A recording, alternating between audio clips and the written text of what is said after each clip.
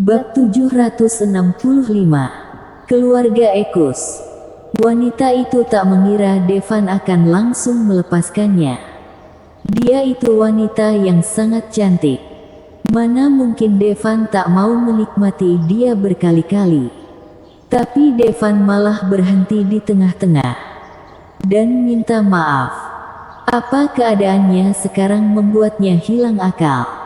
Wanita itu masih menyimpan amarah. Walau Devan cuma menyerang beberapa kali, rasa sakit yang terasa tadi menandai bahwa kesuciannya sudah hilang. Kamu sudah menyelamatkan aku, kita seimbang. Beberapa saat kemudian wanita itu bicara sambil menahan emosinya, kemudian berbalik dan pergi. Tunggu dulu, panggil Devan. Ada apa lagi? Wanita itu tetap tak berbalik. Aku mau tahu ini tempat apa? Tanya Devan. Ini benua Asmodes, wanita itu menjawab. Benua Asmodes. Devan mengusap kepala. Dia baru ini mendengarnya. Sehabis itu, wanita itu pun pergi. Tapi sehabis berjalan beberapa langkah, dia pun berhenti. Masih tak menoleh ke belakang. Terdengar suaranya yang indah, kelihatannya kamu baru di sini. Siapapun kamu sebelum ini, semua kekuatanmu sudah hilang. Wanita itu langsung ingat pada perubahan binatang Devan tadi. Dia pun mengatakan, perubahan barusan, kuat sekali. Apa kamu bisa bertahan?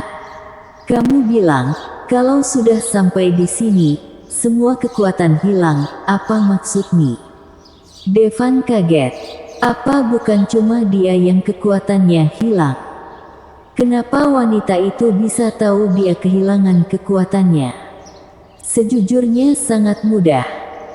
Kalau Devan sudah lama di sini, dia tak akan langsung ikut campur urusan orang seperti tadi.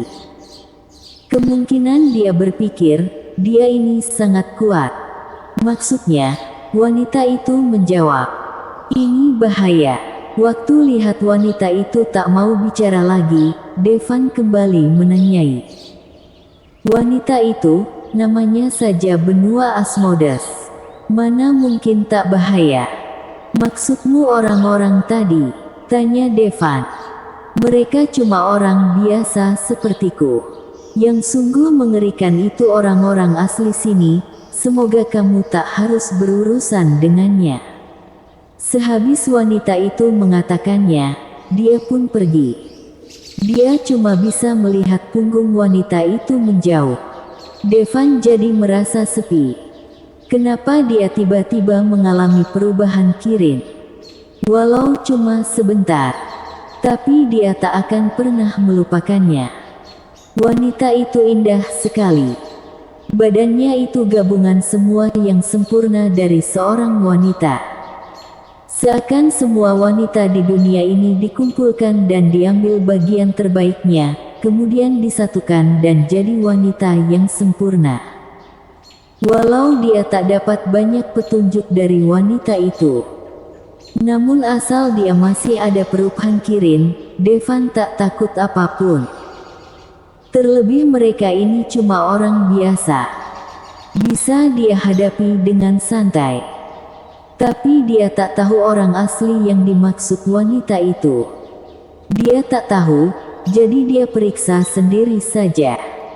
Asal masih ada perubahan Kirin, dia tak takut apapun. Tapi tak ada yang menunjukkan jalan, Devan cuma bisa keliling sendiri. Tempat itu kelihatannya mirip dengan Antares. Alam, tanaman, serta binatangnya kelihatan seperti di Antares. Devan bahkan mengira tempat itu Antares. Tapi dia selalu merasa kalau suasananya aneh. Tanpa kekuatan ilahi, Devan harus berjalan sendiri. Untung saja dia masih kuat secara fisik. Dia berjalan sampai beberapa kilometer tanpa henti. Kalau haus, dia bisa minum dari mata air. Kalau lapar, tangkap saja kelinci dan bakar. Devan sadar dengan perbedaan tempat ini dengan Antares. Semuanya kelihatan kuno, orang-orangnya sedikit, dan tak ada teknologi modern. Dia sudah lihat beberapa manusia yang beraktivitas, tapi tak ada hal yang modern. Tak terlihat rumah juga.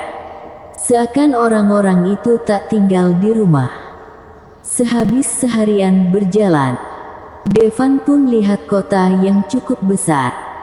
Kota ini pun kelihatan kuno, bagai kota di Antares dari zaman dulu.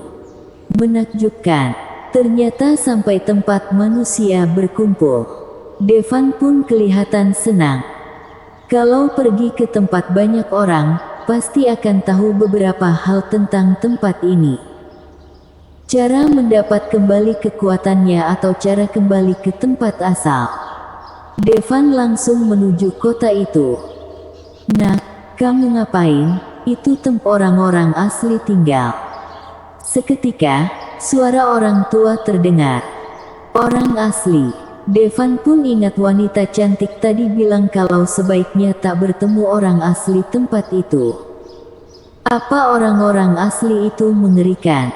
Devan menoleh dan terlihatlah seorang paman parubaya yang kurus, kemudian mengatakan, "Mereka tak mengerikan, tapi orang yang jelek seperti kita ini tak bisa masuk wilayahnya." Paman itu menghembuskan napas. "Orang jelek seperti kita." Devan pun sentuh mukanya. Dia selalu percaya diri dengan wajahnya. Paman itu pun tak terlalu tua. Dia pun tak jelek. Kemudian dia melihat ke kejauhan, orang-orang asli itu sangat rupawan. Devan pun mendekati kota. "Nah, kamu tak dengar aku bilang apa? Orang jelek seperti kita bisa langsung mati kalau ke sana." Paman itu terus menasihati Devan yang terus keras kepala. "Terima kasih sudah memberitahu aku, Paman. Aku tak akan mati." Devan menunjukkan senyum ramah naik. Paman itu tak bisa membujuk Devan, dia cuma bisa menghembuskan napas dan mengeluarkan arang. Lalu mengatakan pada Devan, "Nak, kalau kamu sungguh mau masuk, pakai ini di mukamu." Walau Devan tak tahu untuk apa mengoleskan arang di mukanya, tapi paman itu berniat baik jadi dia tak bisa menolak. Dia pun mengoleskan wajahnya jadi gelap dengan arang. "Paman, aku bisa pergi sekarang." Devan tersenyum dan mengatakannya. Seluruh wajahnya hitam dan cuma giginya yang putih. Paman itu menganggukkan kepalanya dan mengatakan, "Nak, kalau kamu masuk dan bertemu putriku, tolong bawa dia keluar." "Siapa putrimu?" tanya Devan. "Ninda Rain." Devan menganggukkan kepalanya. "Dari namanya, dia pasti cantik, ya." "Sudahlah, aku akan masuk denganmu," ucap paman itu, lalu dia keluarkan arang. Dia usapkan pada mukanya sampai jadi hitam. Mereka pun ke gerbang kota dipimpin oleh paman itu. Lalu, Devan lihat para penjaga di pintu. Mereka pasti orang-orang asli sini. Sebab mereka kelihatan beda dengan manusia. Wajah mereka sangat jelek, seperti wajah keledai, bahkan juga punya telinga keledai. Mata Devan terbelalak. Dia pun bertanya, "Paman, mereka orang-orang asli?" Pamannya menganggukkan kepalanya dan mengatakan, "Itu keluarga Ekus." Bersambung. Bab 766. Irama Amodes. Keluarga Ekus. Apa itu? "Itu kan keledai." Devan pun bicara. "Aduh, nak, jangan ngomong sembarangan." Paman itu langsung membekap mulut Devan.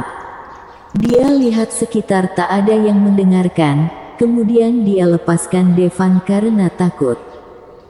Kemudian dia mengatakan, "Itu siluman kuda, jangan macam-macam dengannya, kalau tidak, akibatnya bisa jelek." "Baik, Paman."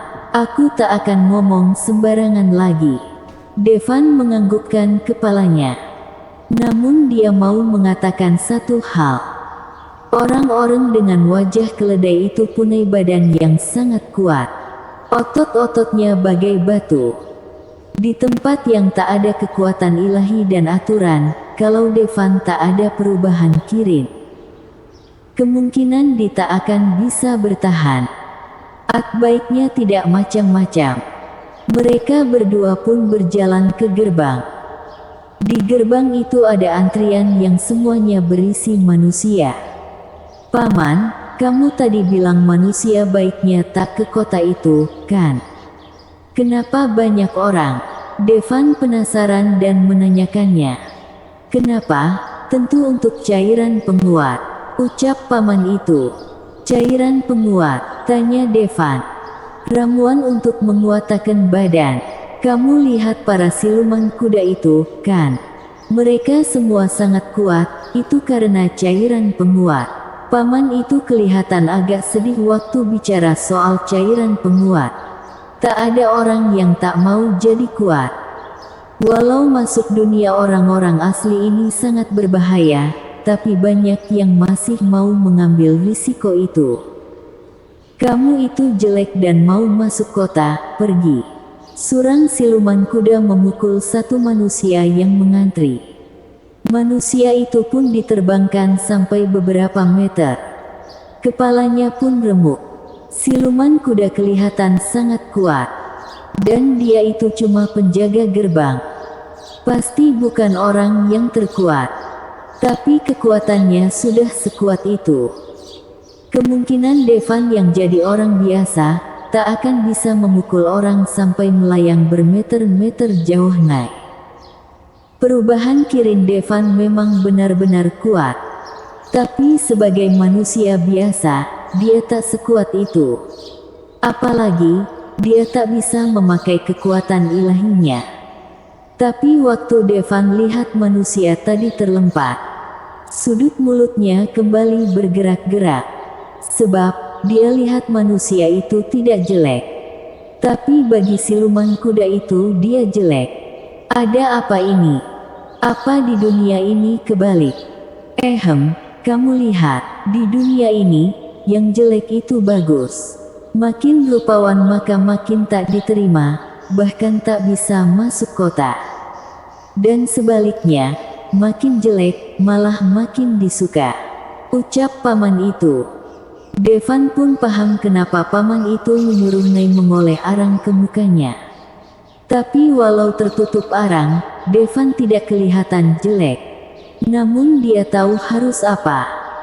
Akhirnya ini giliran mereka masuk kota. Kamu siapa? Penjaga dengan wajah keledai melihat ke keduanya dengan pandangan tak peduli.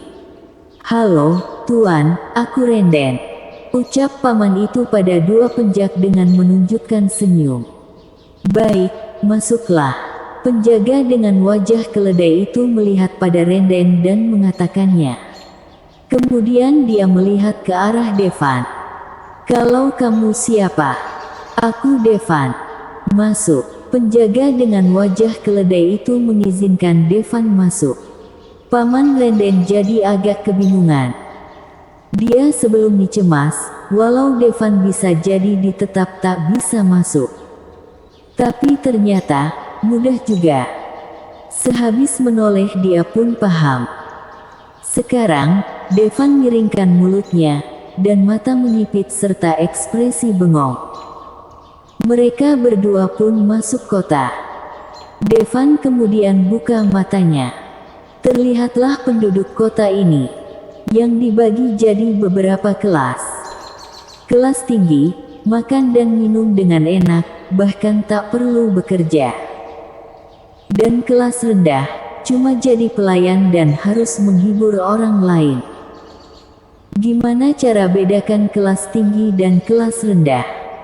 Makin jelek maka makin tinggi. Makin cantik, makin rendah. Devan pun melihat orang dengan wajah ayam. Dan kelasnya cukup tinggi. Bahkan mereka itu pemimpin. Apa ini? Devan kelihatannya sudah tahu banyak, ayam bisa punya status tinggi. Jangan ngomong sembarangan, itu siluman burung, kalau mereka dengar, abis kamu. Ucap Paman Renden. Bukannya itu cuma ayam. Devan kerutkan bibirnya. Dia tak tertarik dengan dunia yang keindahan dan keburukannya terbalik. Dia cuma mau tahu, ini di mana. Gimana caranya keluar dari sini? Tapi dia harus tanya ke siapa.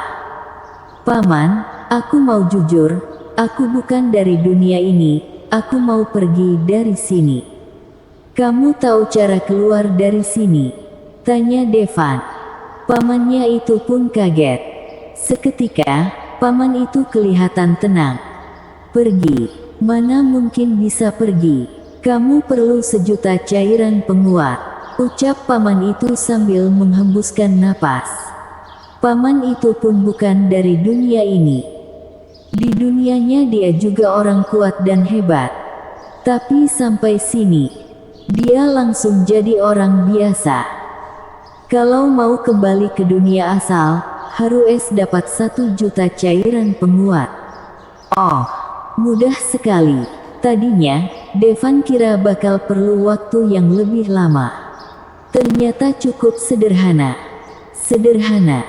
Nah, kamu tahu harganya cairan penguat itu? Kamu cuma bisa dapat 1 cairan penguat kalau kamu jadi pelayan untuk 1 tahun.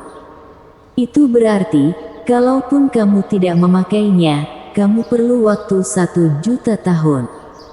Paman itu pun menghembuskan napas. 1.000.000 tahun, untuk Master Kosmik Puncak sekalipun. Itu waktu yang cukup lama. Dia belum pernah dengar ada yang mengumpulkan 1.000.000 cairan penguat.